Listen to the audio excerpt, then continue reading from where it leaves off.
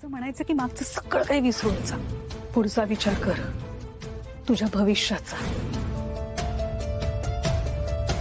वहिनी, वहिनी,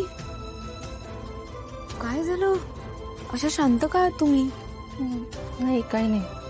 वहिनी, हे बघा, मला माहितीये तुम्ही अशा शांत असलात ना की तुमच्या डोक्यात काही ना काहीतरी विचार सुरू असतो. बोला ना माझ्याशी.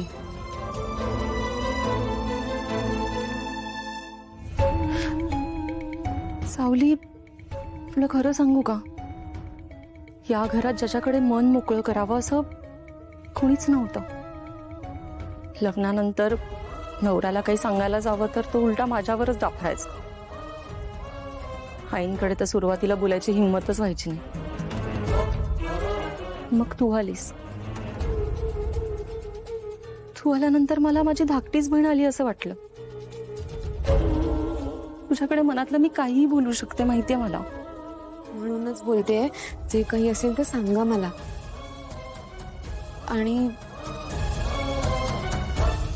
तसंही मलाही तुम्हाला काहीतरी सांगायचं होतं, पण आधी तुम्ही बोला.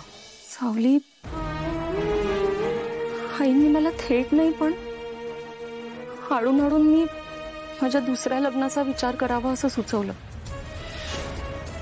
काय? तिलोत्तमा मॅडम सरळ सरळ बोलल्या? नाही, सरळ नाही, पण त्यांचा रोग तिकडेच होता. आणि तू जो काय निर्णय घेशील त्यात आम्ही तुझ्या सोबत आहोत असं म्हणाल्या. पण मग तुम्हाला काय वाटतंय?